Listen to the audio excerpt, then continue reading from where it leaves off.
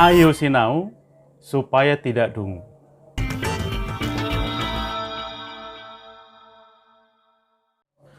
Bismillahirrahmanirrahim. Assalamualaikum warahmatullahi wabarakatuh.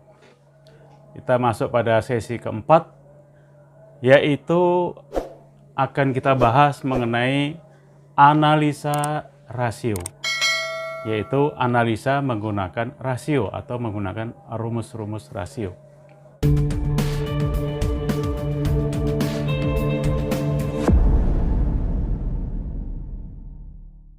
Yang pertama adalah kita mau bahas mengenai rasio likuiditas. Apa itu rasio likuiditas?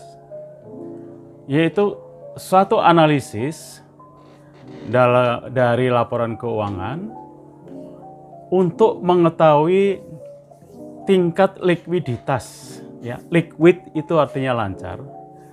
Maksudnya apa? Maksudnya perusahaan yang bersangkutan memiliki kecukupan cash flow-nya sehingga mereka mampu untuk membayar utang-utang jangka pendek yang akan jatuh tempo. Jadi kepentingan kita di dalam menganalisis likuiditas ini adalah untuk mengetahui kemampuan perusahaan dalam menyelesaikan utang-utang jangka pendeknya atau utang-utang jangka pendek yang akan jatuh tempo. Nah, dari pihak supplier misalnya, kenapa ini berkepentingan sekali? Karena misalnya supplier sudah memberikan term of payment atau syarat pembayaran adalah 30 hari atau 60 hari.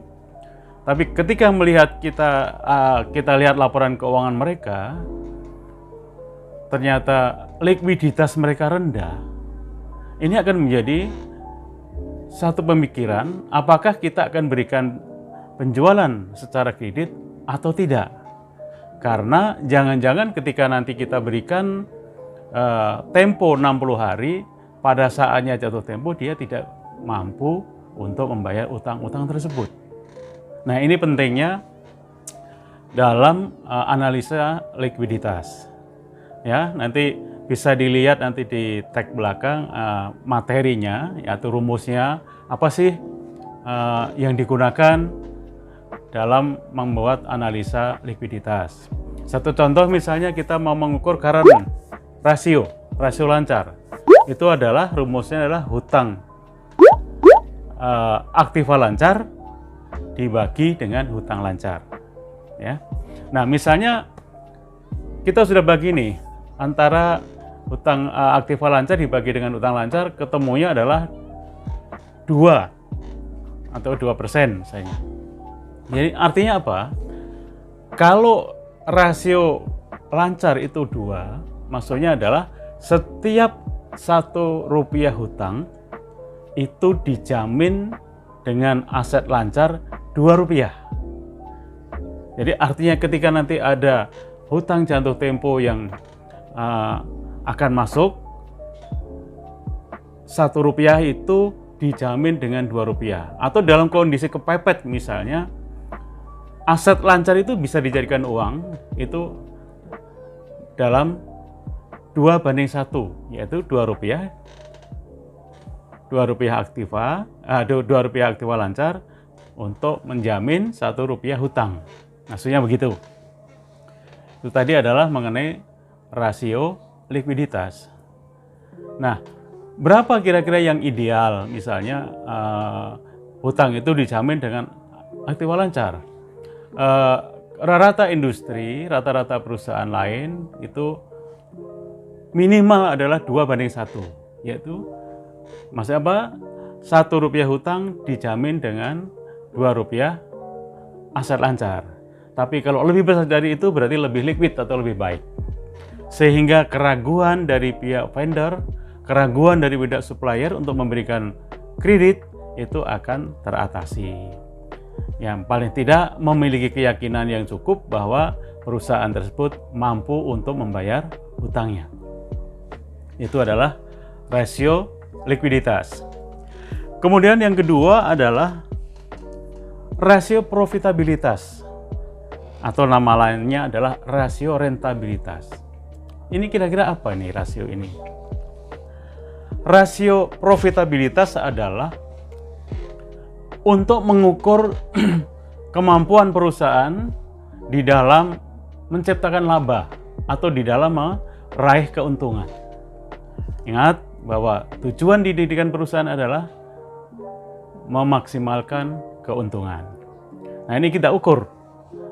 Kalau rasio profitabilitasnya besar, berarti perusahaan itu diprediksi akan berkembang dengan baik, akan ada pertumbuhan perusahaan dengan baik. Berarti nanti kemungkinan di akhir tahun perusahaan tersebut akan bisa membagikan dividen. Ya, dividen itu apa? Dividen adalah hak daripada pemegang saham atas laba dari perusahaan tersebut.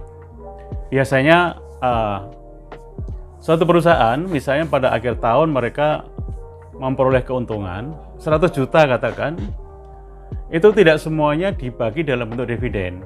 Biasanya akan ada pembagian yang berapa persen adalah dibagikan dalam bentuk dividen, kemudian sebagian lagi itu disimpan sebagai laba ditahan.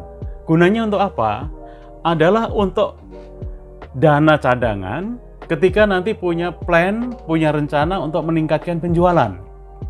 Sehingga ketika kita mau ada plan bahwa tahun depan kita akan ada peningkatan laba misalnya dari 10% ke 12%, berarti tahun depan harus ada plan meningkatkan penjualan dong. Kalau ingin laba naik, berarti penjualannya harus naik.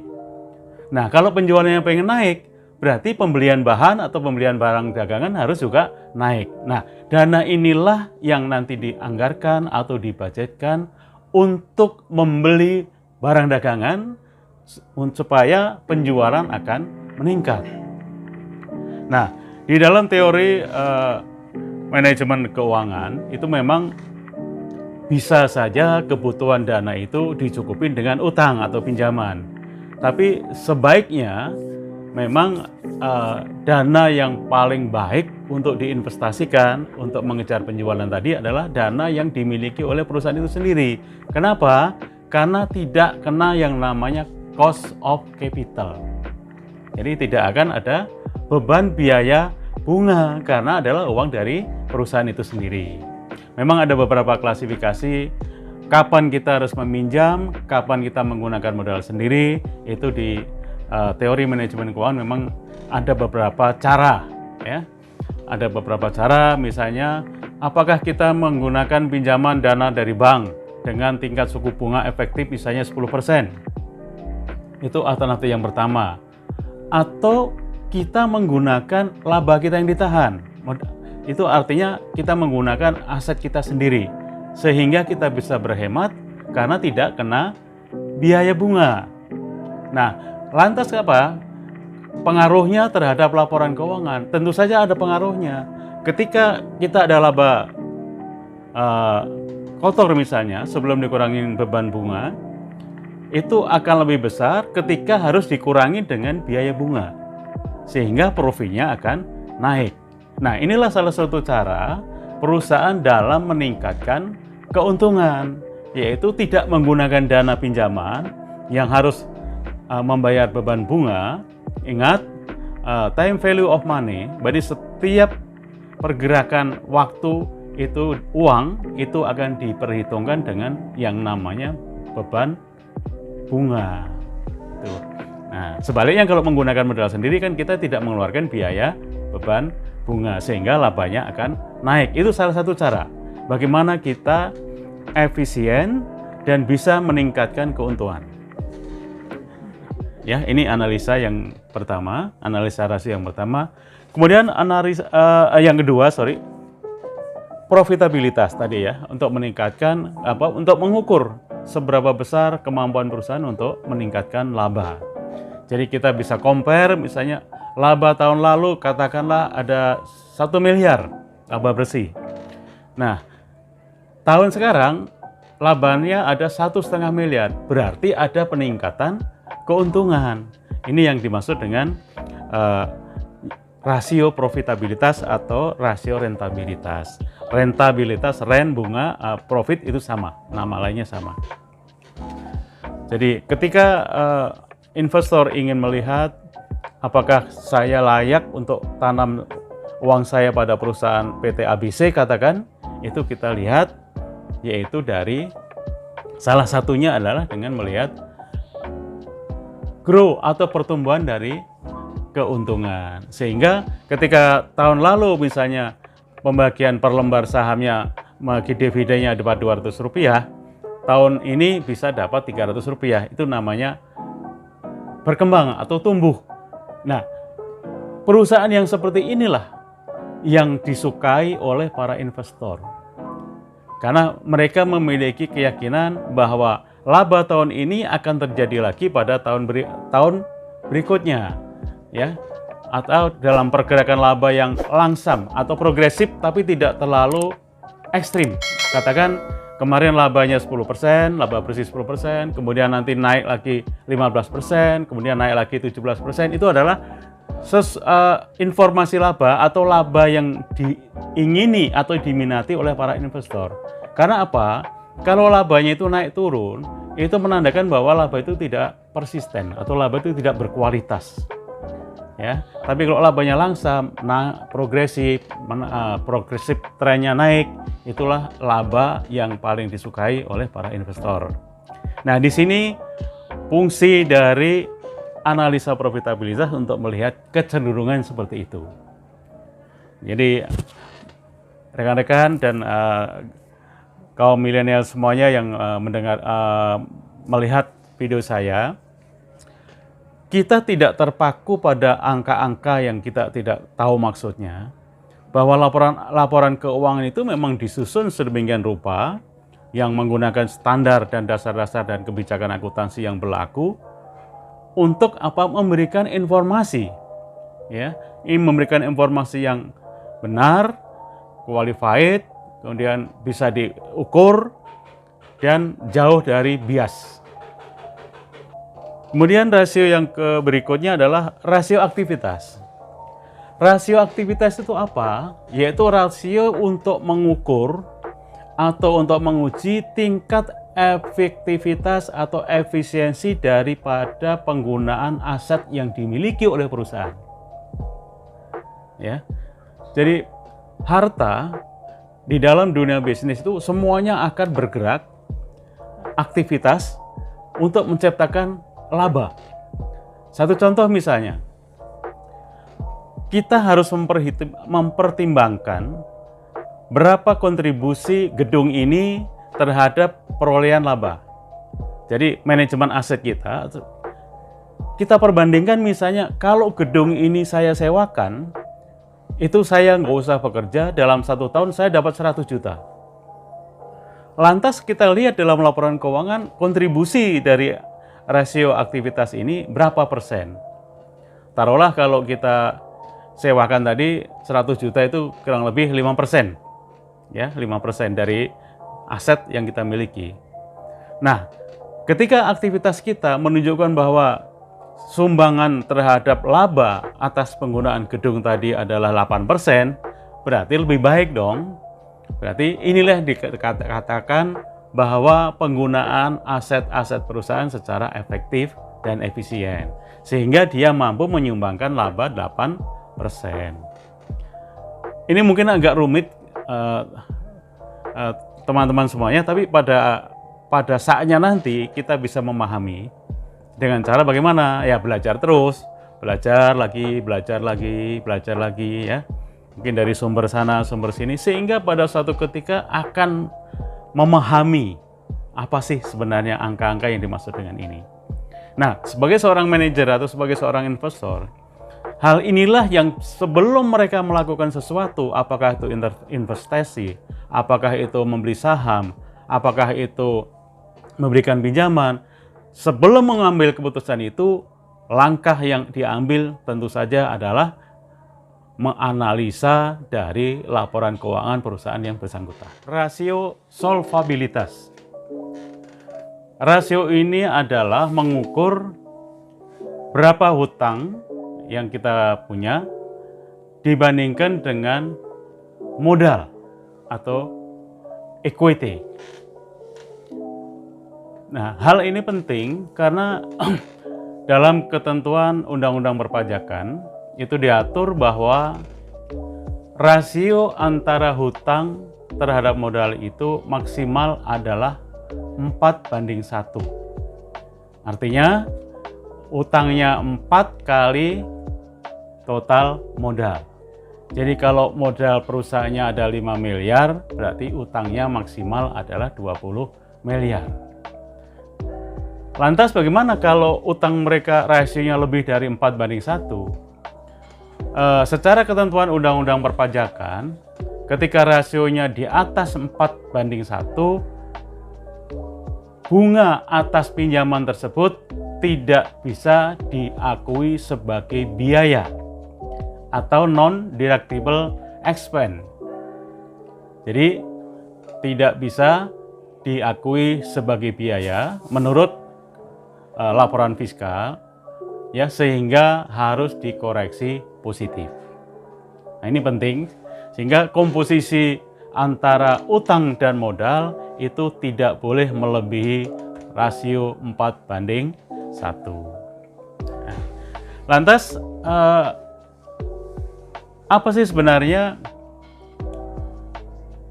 hutang ini menjadi sesuatu yang sangat penting sehingga pemerintah, dalam hal ini adalah Dirjen Pajak, mengatur 4:1 tadi.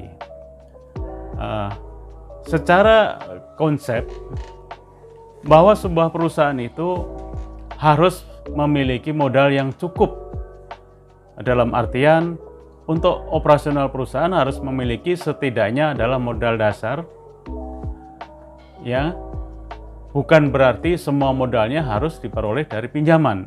Sebab apa? Resiko daripada pinjaman atau hutang atau loan harus membayar biaya bunga. Pertanyaannya adalah, kalau semakin besar rasio utang yang dimiliki suatu perusahaan, maka biaya beban bunganya juga semakin besar. Belum juga biaya-biaya yang lain, misalnya biaya untuk operasional, biaya untuk promosi, biaya tenaga kerja, dan lain sebagainya. Sehingga kecil kemungkinan untuk bisa memperoleh keuntungan yang diharapkan. Karena apa? Bebannya terlalu besar.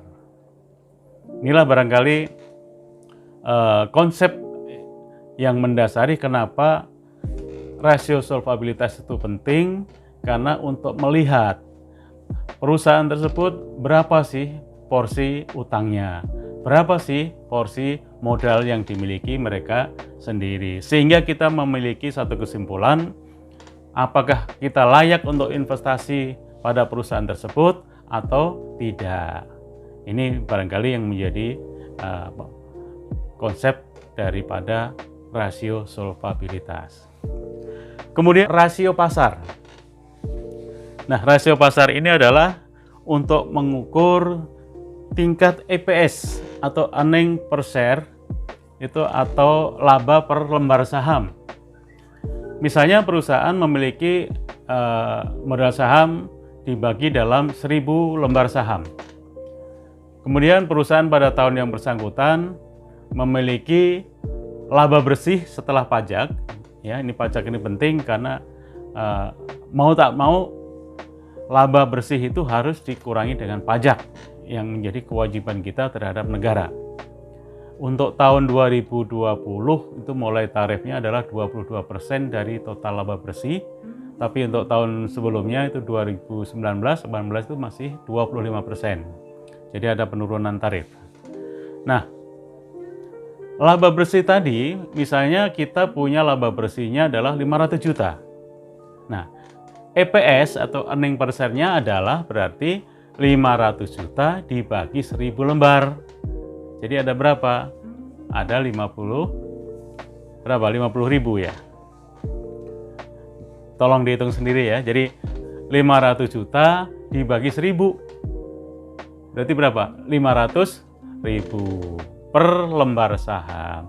Jadi kalau seorang investor memiliki 100 lembar saham, satu lembarnya 500.000, berarti ada berapa? Mendapatkan 50 juta. Seperti itu. Ini adalah rasio pasar, yaitu untuk melihat atau untuk mengukur berapa laba per lembar saham. Tergantung, kalau sahamnya banyak ya tentu saja bagiannya kecil, tapi kalau sahamnya sedikit tentu saja per lembarnya akan besar. Seperti itu. Selanjutnya yang pembahasan dalam analisa rasio ini yang terakhir adalah rasio analisa sumber dan penggunaan modal kerja. Ya. Jadi modal kerja di dalam laporan keuangan itu tercermin pada aktiva lancar. Jadi total aktiva lancar. Berapa misalnya kas, berapa piutangnya, persediaannya berapa, mungkin ada investasi sementara, ada mungkin pajak dibayar di muka, ada sewa dibayar muka. Total semua itu adalah merupakan modal kerja, ya, atau disebut dengan gross working capital atau modal kerja bruto, ya, modal kerja kotor. Kemudian modal kerja tadi diperoleh dari mana? Nah, diperolehnya dari mana? Kita lihat pada kewajiban.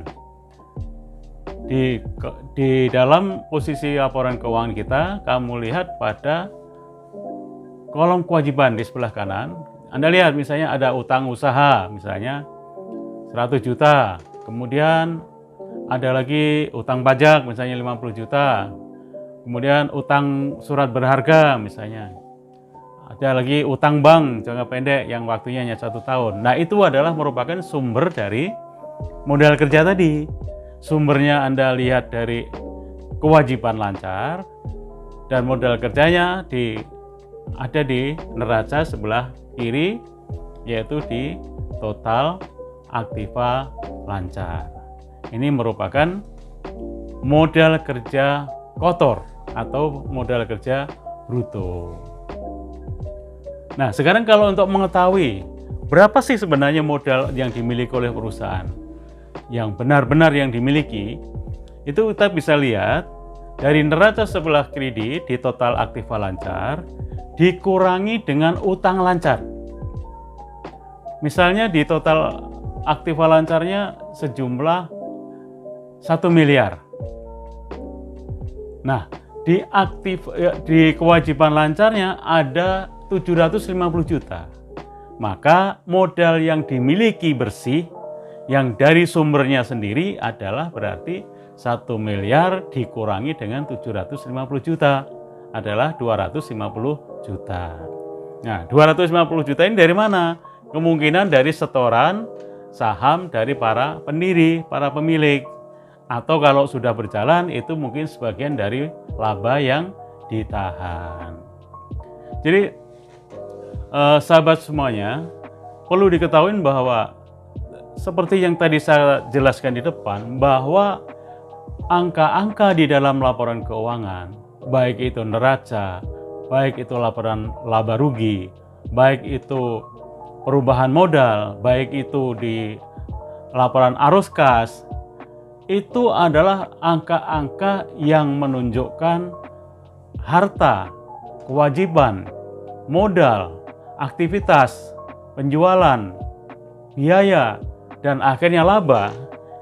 Itu sangat bermakna sekali bagi orang-orang atau para pihak yang berkepentingan atau para pemangku kepentingan. Sebab apa? Angka-angka akuntansi di situ merupakan adalah perwakilan dari uang. Ya, ingat ya bahwa angka-angka yang ada di dalam laporan keuangan, di dalam laporan laba rugi itu merupakan akumulasi dari transaksi yang berbentuk uang. Artinya apa? Itu merupakan sesuatu yang sangat berharga. Jadi bukan berarti angka yang tanpa makna. Ya, makanya kita mesti hati-hati sebelum melangkah melakukan keputusan investasi, katakan seperti itu, kita mesti harus memahami, harus mengerti, harus menganalisis laporan keuangan yang disajikan oleh perusahaan yang bersangkutan. Misalnya rekan-rekan semuanya mau coba-coba bermain investasi saham misalnya. Dalam memilih saham mana yang harus dibeli, itu setidaknya harus memahami bagaimana menganalisis sebuah laporan keuangan. Analisa rasio, analisa vertikal, analisa horizontal, analisa Dupont, analisa common size, analisa pasar, dan sebagainya dan sebagainya. Sebab kalau kita hanya mengikuti tren yang dipublikasikan oleh pihak yang penjual atau broker, bisa-bisa kita akan kejebak pada saham yang sebenarnya tidak bagus karena digoreng-goreng, karena dipropaganda, karena dipromosikan, sehingga berani membayar mahal. Misalnya saham PT ABC, nilai nominalnya adalah 100.000 per lembar. Karena dipropaganda, karena sudah masuk salon, karena sudah digoreng, karena sudah laporan dari analis marketnya, dari manajemen analisnya mengatakan bahwa PT ABC tersebut adalah perusahaan yang profitable, perusahaan yang bagus. Kita hanya melihat, kita hanya mendengarkan salah satu pihak, mendapatkan informasi dari satu pihak, penjual katakan, sehingga kita berani membayar per lembarnya 1 juta misalnya. Jadi ada kenaikan berapa persen itu.